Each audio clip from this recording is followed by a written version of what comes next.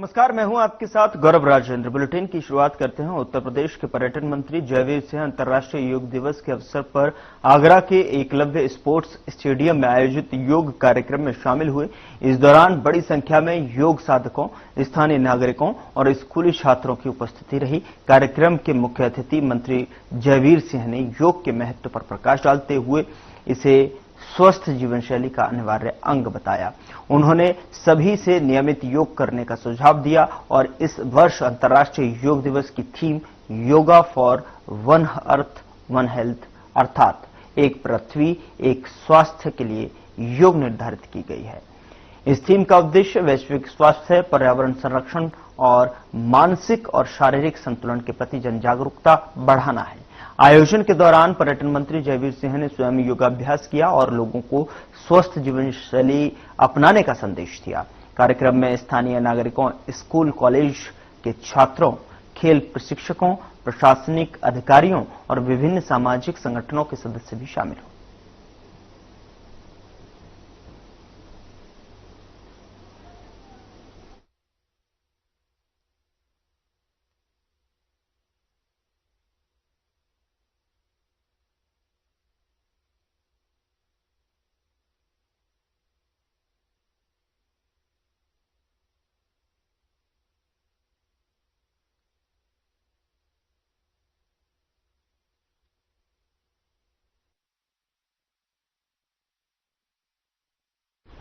लखनऊ में राज्यसभा सांसद पूर्व डिप्टी सीएम दिनेश शर्मा ने कहा कि योग और आयुर्वेद की प्राचीन परंपरा को पीएम मोदी ने विश्व के 200 से ज्यादा देशों के बीच पहुंचाया और सबने इसे आत्मसात किया है।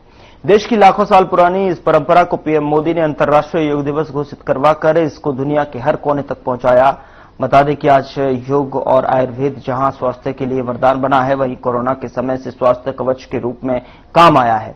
योग व्यक्ति को स्वस्थ बनाता है, मन को प्रसन्न रखता है और सकारात्मक ऊर्जा को बढ़ाता है, जिससे कार्यक्षमता में बुद्धि होती है और वृद्धि होती है। और साथ ही भारतवर्ष में आज योग युवाओं के में योग सृजन का एक बहुत बड़ा माध्यम बन चुका है। पूरी दुनिया में भारत से योग शिक्षक बुलाए जा रहे हैं। देश में कई स्थानों पर योग संस्थानों में योग के जानकार शिक्षकों को नौकरी मिल रही है। और आपको बता दें कि उन्होंने कहा कि भारत का एक ऐसा देश है जहां सभी धर्म के लोगों ने मिलकर नियुक्ति दिवस पे और इसे जाति धर्म के बंधन को तोड़ा है। इस खूबसूरती को बनाए रखने की जरूरत है।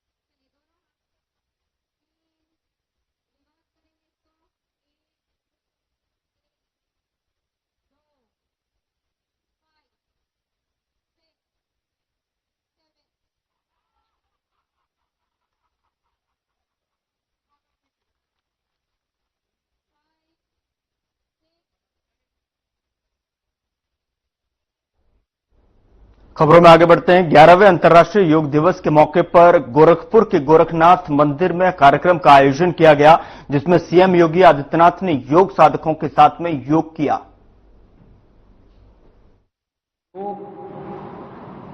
भारत की ऋषि परंपरा का एक ऐसा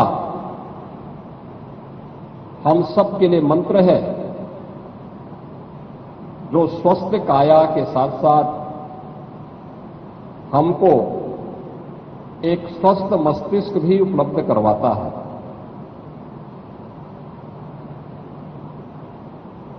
भारतीय मनीषा ने योग के बारे में प्राचीन काल से ही इसके महत्व के बारे में हम सभी को बहुत विस्तृत रूप से अवगत कराया था। और वैसे भी भारतीय मनीषा का यह मानना रहा है कि शरीर माध्यम खलु धर्म साधनम, यानी जितने भी धर्म के साधन हैं, धर्म, अर्थ, काम और मोक्ष, इन सब की प्राप्ति एक स्वस्थ शरीर से ही की जा सकती है। धर्म का कोई भी कार्य हो, वह आध्यात्मिक उन्नयन का हो या फिर अपने सर्वांगीण विकास से जुड़े हुए किसी कार्यक्रम को आगे बढ़ाने का, सांसारिक उत्कर्ष का कार्य हो या आध्यात्मिक उन्नयन का कार्य, इस स्वस्थ शरीर के बगैर नहीं हो सकता। इसी प्रकार से अर्थ का उपार्जन, अगर आप एक स्वस्थ शरीर के माध्यम से इस अर्थ के उपार्जन के साथ जुड़ते हैं तो वह आपके लोक कल्याण का माध्यम बनता है, आपको अनेक प्रकार से आगे बढ़ाने के लिए भी प्रेरित करता है, आपके लिए उपयोगी भी होता है। इसी प्रकार से कामनाओं की पूर्ति भी आपकी तभी होती है जब आप स्वस्थ शरीर में हैं, एक स्वस्थ शरीर आपके पास है। और मोक्ष के मार्ग के लिए, यानी व्यक्ति को एक स्वस्थ शरीर से ही आध्यात्मिक उन्नयन के उच्च सोपानों को प्राप्त कर सकता है, जिसके माध्यम से हमारी ऋषि परंपरा ने हम सबके सामने एक विस्तृत भंडार प्रस्तुत किया है। इस शरीर माध्यम खलु धर्म साधनम का जो भाव है, इसकी पूर्ति अगर हमें कहीं से प्राप्त होती है तो वह योग के माध्यम से हमें प्राप्त होती है। योग भारत की ऋषि परंपरा का वह प्रसाद, जिसे लोक कल्याण का माध्यम बना करके आत्म कल्याण के माध्यम से, लोक कल्याण का माध्यम बना करके विश्व कल्याण का मार्ग, जिसके माध्यम से भारत ने प्रशस्त किया था। और यह एक लंबी परंपरा, इसके अलग अलग आयाम हम सबको देखने को मिलते हैं। और जब भी भारत की दुनिया में तुलना होती है तो वह केवल आर्थिक उन्नयन के लिए नहीं, आर्थिक उन्नयन उसका एक पक्ष है, लेकिन साथ साथ चेतना की उच्च आयाम के माध्यम से भारतीय मनीषा ने दुनिया को जिन स्थितियों से अवगत कराने का कार्य किया था, उन स्थितियों, उन चेतना के आयामों के माध्यम से व्यक्तित्व के विकास के साथ साथ ब्रह्मांड के उन रहस्यों के उद्घाटन करने में, जो आज भी विश्व मानवता के लिए दुर्लभ जैसा है, लेकिन भारत के धर्म ग्रंथों में वह सब कुछ पहले से समाहित करके एक विरासत के रूप में हम सबको, हमारी ऋषि परंपरा ने उन्हें वेदों के माध्यम से, उपनिषदों के माध्यम से, पुराणों के माध्यम से, तमाम स्मृतियों के माध्यम से, शास्त्रों के माध्यम से हम सबके सामने प्रस्तुत किया है। योग की उसी परंपरा को आगे बढ़ाने का आधुनिक युग में श्रेय जाता है देश के यशस्वी प्रधानमंत्री श्री नरेंद्र मोदी जी को। याद करिए, योग की सुविधा को दुनिया के अंदर अलग अलग व्यक्ति अपने नाम से पेटेंट कराता था। कोई योगासन को पेटेंट कराता था, कोई योग के किसी अन्य कार्यक्रम को पेटेंट करवाने का काम करता था। परिणाम क्या होता था कि व्यक्ति इन सब से हम लोगों की विरासत, भारतीय मनीषा की विरासत, भारतीय ऋषि परंपरा का जो एक ज्ञान है, इससे दुनिया लाभान्वित भी होती थी। लेकिन अपने नाम से उन कार्यक्रमों को, उन यौगिक क्रियाओं को अपने नाम से पेटेंट कराने का काम करती थी, अपने नाम से ग्रंथों की रचना करती थी, और अंततः परिणाम क्या होता था कि भारत अपनी विरासत से वंचित हो जाता था। लेकिन हर भारतवासी इस बात के लिए आभारी है प्रधानमंत्री मोदी जी का कि उन्होंने, उनके प्रयास से यूएनओ ने 2014 में प्रधानमंत्री बनने के बाद योग की इस विरासत को मान्यता दी करके, वैश्विक स्तर पर मान्यता देकर के 21 जून की तिथि को अंतर्राष्ट्रीय योग दिवस के रूप में मनाने का निर्णय लिया। और 21 जून 2015 से लेकर के लगातार केवल भारत ही नहीं, दुनिया के लगभग 190 देश भारत की इस योग की विरासत के साथ जुड़ करके अपने आप को गौरवान्वित महसूस करता है।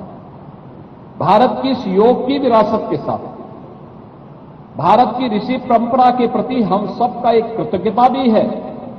आने वाली पीढ़ी को अपनी विरासत के साथ जोड़ने का एक प्रयास भी है, और एक स्वस्थ शरीर के माध्यम से एक स्वस्थ मस्तिष्क की अवधारणा को साकार करने का भी एक अभिनव प्रयास है।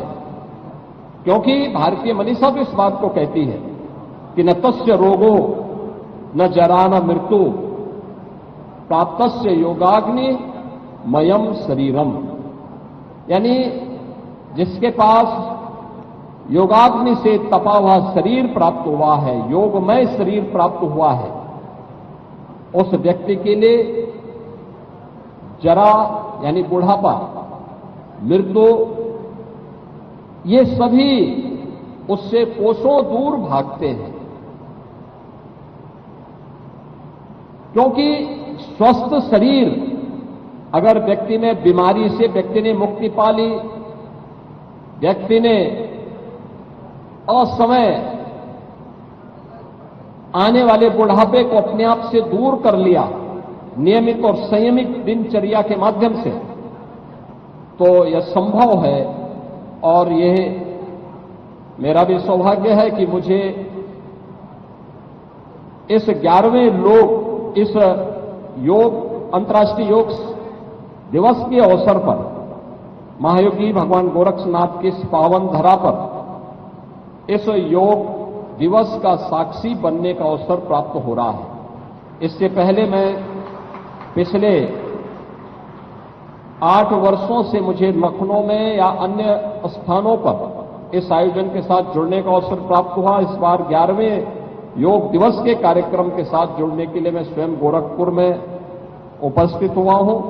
मैं एक बार फिर से आप सभी को उत्तर प्रदेश के अंदर अलग अलग स्थानों में 11वें योग दिवस के कार्यक्रम के साथ साक्षी बन रहे सभी योग प्रशिक्षुओं का, योग जिज्ञासुओं का, योग साधकों का हृदय से स्वागत करता हूं, उनका अभिनंदन करता हूं।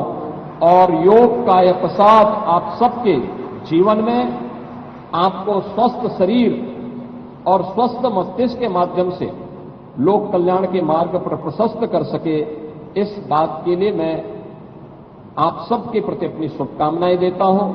हम समाज और राष्ट्र के कल्याण के मार्ग को प्रशस्त कर सकें, इस विश्वास के साथ 11वें अंतर्राष्ट्रीय योग दिवस के अवसर पर आप सभी के प्रति मैं अपनी मंगलमय शुभकामनाएं देता हूं।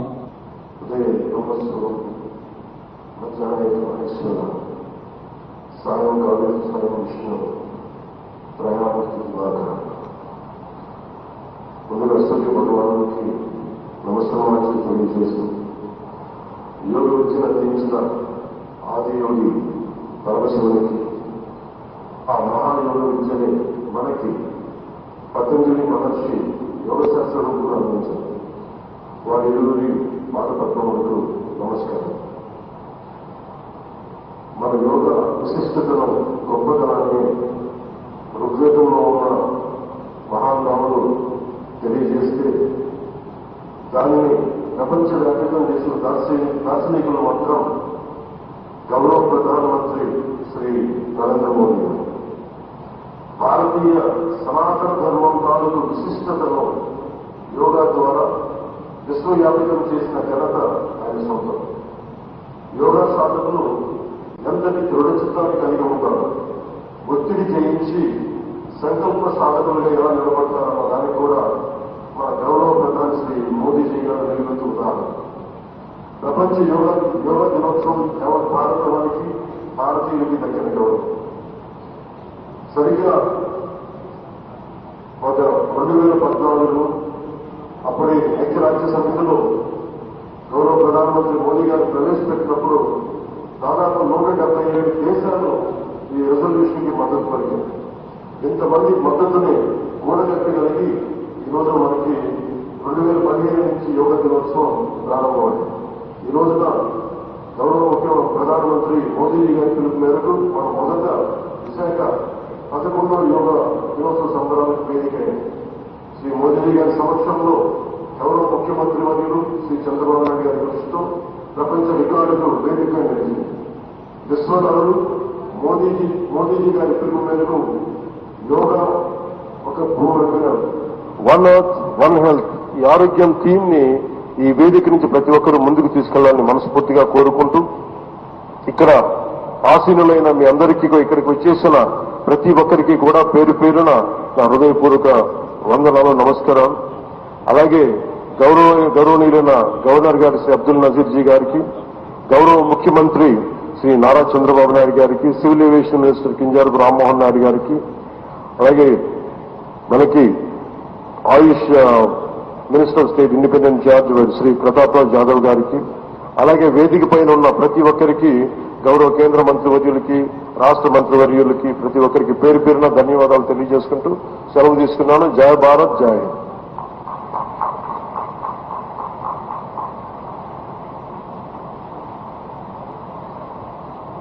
ఇప్పుడు మన గౌరవనీయులైన ముఖ్యమంత్రి గారిని ప్రధాని గారికి అంగవస్త్రాన్ని అందించి జ్ఞాపికని బహూకరించి స్వాగతం పలకవలసిందిగా మనవి చేస్తున్నాం. శ్రీ లక్ష్మీ నరసింహస్వామి సాక్షిగా ఈనాటి యోగాంధ్ర కార్యక్రమం సరికొత్త రూపం దాల్చి సరికొత్త రికార్డుని సృష్టించబోతున్నాం. ముందుగా అంగవస్త్రాన్ని అందిస్తున్నారు ముఖ్యమంత్రి నారా చంద్రబాబు నాయుడు గారు మన ప్రియతమ ప్రధాని గారికి.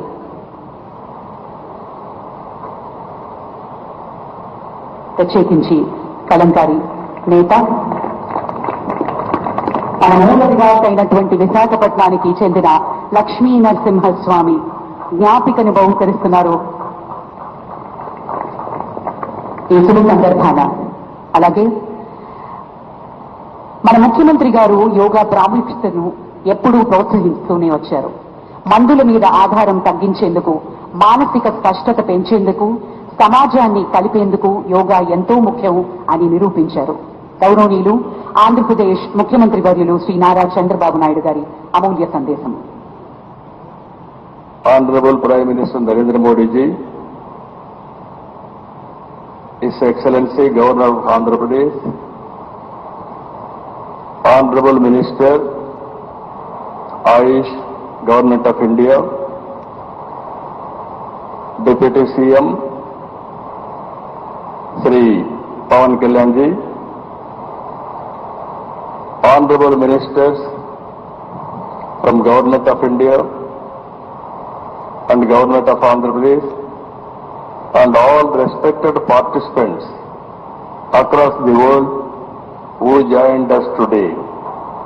I welcome all of you to the beautiful city of Visakhapatnam for auspicious occasion of 11th International Day, Yoga Day, to create history. I am thanking our visionary Prime Minister Narendra Modi ji for making yoga popular not only in India, across the world. He started International Yoga Day through United Nations and made yoga a global wellness movement. Today, it is being celebrated in more than 175 countries across 12 lakh locations with the participation of over 10 crore people. yoga is accepted by everyone, irrespective of nationality, region, religion and language. Yoga results in union of body, mind and spirit. It is beneficial for physical health, mental health, stress management, boost immunity, enhanced self-confidence, self-discovery, growth, mindfulness, inner peace and holistic well-being. This results in reduced violence and promotion of peace. Technology including AI has made yoga more inclusive and accessible. I thank Honorable Prime Minister for giving us the opportunity to host this event and gracing us with his presence today. Inspired by his vision, we organized a month-long Yogandhra campaign by training more than 1.44 lakh yoga trainers, registering over 2.17 crore participants in 1.4 lakh locations, 3 lakh plus participants in single location, that is beautiful city of Visakhapatnam, from here 28 kilometers up to Bhogapuram, and issuing 1.7 crore certificates. We are proud to announce yesterday around 22,122 tribal students have achieved Guinness record for most people performing Surya Namaskar simultaneously. We congratulate them. Global competition has started in various aspects of yoga. I am happy to note that in September, Yoga Super League is beginning. I request Honorable Prime Minister to use his good offices to include yoga in regular Asian Games, Commonwealth Games and ultimately Olympic Games. You are all aware, any history has to be created, only Narendra Modi ji, and also any record can be break that is possible only for Narendra Modi ji. That is where I am requesting him.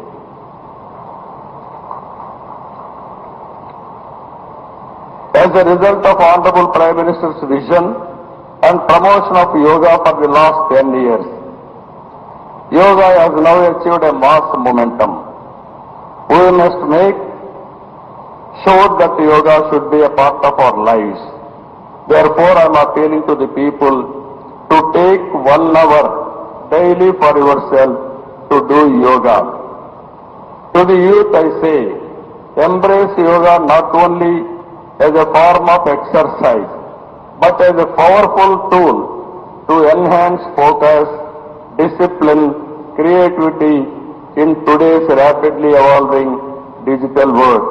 With constant practice, you will be able to see a miracle in your life. Ultimately, a happier society. This is also the core goal of Vision Swarnandhra 2047, a healthy, wealthy and happy Andhra Pradesh, part of Viksit Bharat. Honorable Prime Minister has revived yoga, naturopathy, Ayurveda, promoting green energy, Swachh Bharat and natural farming. Modi's vision is not just for healthy global community, but for a healthy planet as well. Let us continue to work together to strengthen the spirit of one earth, one health. It is a historical day for all of us to gather here, as well as those who joined us globally. Let us work together to achieve global peace and happiness. ఈ రోజు మిమ్మల్ని చూసిన తర్వాత 30 రోజులు పాటు ఒక దీక్షలా, ఒక ఉద్యమంలాగా యోగా కార్యక్రమంలో భాగస్వాములయ్యారు. సత్తా చాటారు. యోగాంధ్ర కార్యక్రమం ట్రెండ్ సెట్టర్గా నిలిచింది. నరేంద్ర మోడీ గారు ప్రారంభించిన ఈ ఉద్యమాన్ని మనమందరం ఆచరించి